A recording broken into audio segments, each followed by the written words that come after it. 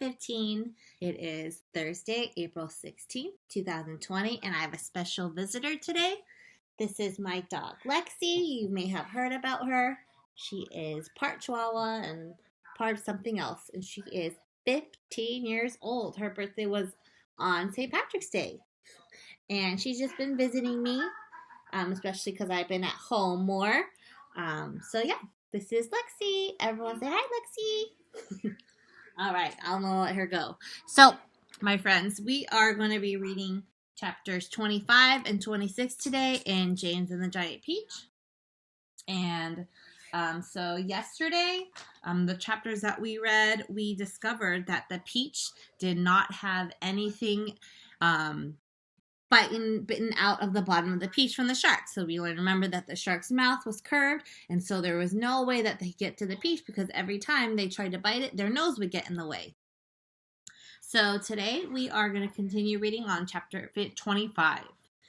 James didn't want the earthworm and the centipede to get into another argument, so he said quickly to the earthworm, "Tell me, do you play any kind of instrument?"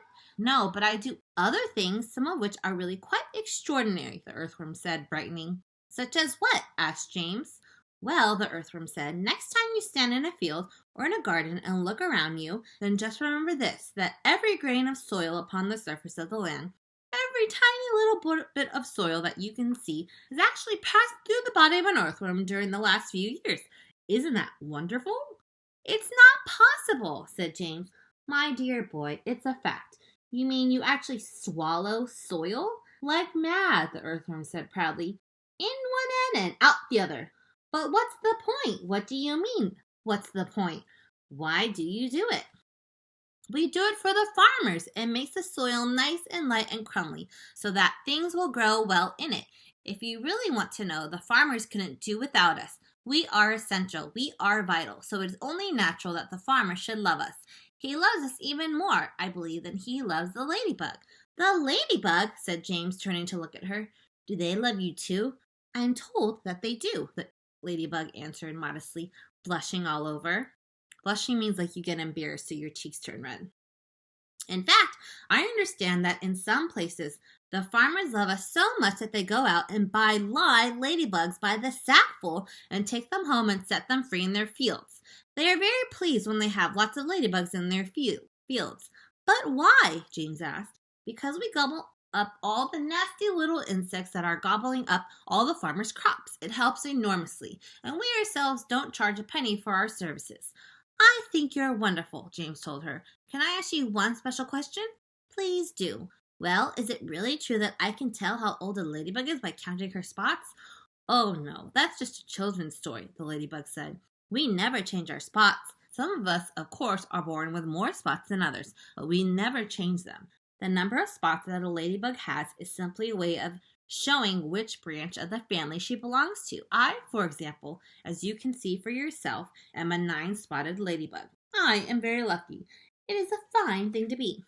So, it is true that gardeners and farmers, they will buy ladybugs and put them in their garden because there are little green bugs. I don't know if you've seen them before, but they're called aphids, and aphids are like pests, and they eat up the crops, and they'll eat up the vegetables or the fruit that the farmers are growing. So ladybugs are actually a helpful insect because they will eat up the aphids without having to spray pesticides. And pesticides are like things that will kill the aphids, and that's actually not good for the crops. So ladybugs are a good natural way to get rid of the aphids. "It is indeed," said James, gazing at a beautiful scarlet shell with the 9 black spots in it. "On the other hand," the ladybug went on, "some of my less fortunate relatives had no more than 2 spots altogether on their shells. Can you imagine that? They are called 2-spotted ladybugs, and very common and ill-mannered they are, I regret to say. And then, of course, you have the 5-spotted ladybugs as well. They are much nicer than the 2-spotted ones, although I myself find them a trifle too saucy for my taste. But they are all of them loved?" said James. "Yes," the ladybug answered quietly. "They are all of them loved." "It seems that almost everyone around here is loved," said James. "How nice this is." "Not me!" cried the centipede happily. "I'm a pest, and I'm proud of it. Oh, I am such a shocking, dreadful pest." "Hear, hear," the earthworm said. Well, what about you, Miss Spider? Asked James. Aren't you also much loved in the world? Alas, no, Miss Spider answered, sighing long and loud. I am not loved at all, and yet I do nothing but good. All day long I catch flies and mosquitoes in my webs. I am a decent person. I know you are, said James. It is very unfair the way we spiders are treated, Miss Spider went on. Why, only last week your own horrible Aunt Sponge flushed my dear father down the plug hole in the bathtub. Oh, how awful, cried James. I watched the whole thing from a corner up in the ceiling, Miss Spider murmured. It was ghastly. We never saw him again. A large tear rolled down her cheek and fell with a splash on the floor. But is it not very unlucky to kill a spider? James inquired, looking around at the others. Of course it's unlucky to kill a spider, shouted the centipede. It's about the unluckiest thing anyone can do. Look what happened to Aunt Sponge after she'd done that. Bump! We all felt it, didn't we, as the peach went over her? Oh, what a lovely bump that must have been for you, Miss Spider. It was very satisfactory, Miss Spider answered. Will you sing us a song about it, please? So the centipede did. All right, I'm going to sing a song. Aunt Sponge was terrifically fat and tremendously flabby at that. Her tummy and waist were as soggy as paste. It was worse than the place where she sat. She said, I must make myself fat. I must make myself sleek as a cat. I shall do without dinner to make myself thinner. But along came the peach, oh, the beautiful peach, and made her far thinner than that. That was very nice, Miss Spider said. Now, sing one about Aunt Spiker. With pleasure, the centipede answered, grinning. And Spiker was thin as a wire, and as dry as a bone, only drier. She was so long and thin, if you carried her in, you could use her for poking the fire. I must do something quickly, she frowned. I want fat. I want pound upon pound. I must eat lots and lots of marshmallows and chalks till I start bulging out all around. Ah, yes, she announced, I have sworn that I'll alter my figure by dawn, cried the peach with a snigger. I'll alter your figure, and ironed her out on the lawn. Everybody clapped and clapped out for more songs for the centipede, who at once launched into his favorite song of all. Once upon a time, when pigs were swine, and monkeys chewed tobacco, and hens took snuff to make themselves tough, and the duck said quack, quack, quacko, and porcupines drank fiery wines, and goats ate tapioca, and old Mother Hubbard got stuck in the... Look out, centipede! Cried James. Look out! Chapter 26. The centipede, who had begun dancing wildly around the deck during the song, had suddenly gone too close to the downward curving edge of the peach, and for 3 awful seconds he had stood teetering on the brink, swinging his legs frantically in circles in an effort to stop himself from falling over backward into space.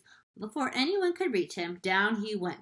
He gave a shriek of terror as he fell, and the others, rushing to the side and peering over, saw his poor long body tumbling over and over through the air, getting smaller and smaller until it was out of sight. Silkworm! yelled James. Quick, start spinning! The silkworm sighed, for she was still very tired from spinning all that silk for the seagulls, but she did as she was told.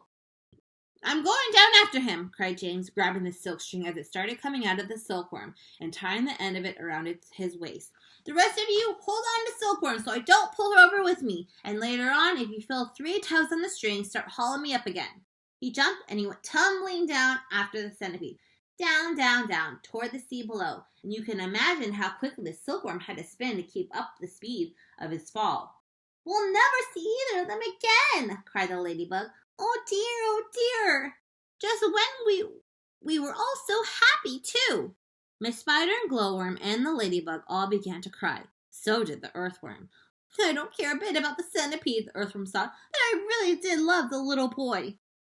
Very softly, the old green grasshopper started to play the funeral march on his violin.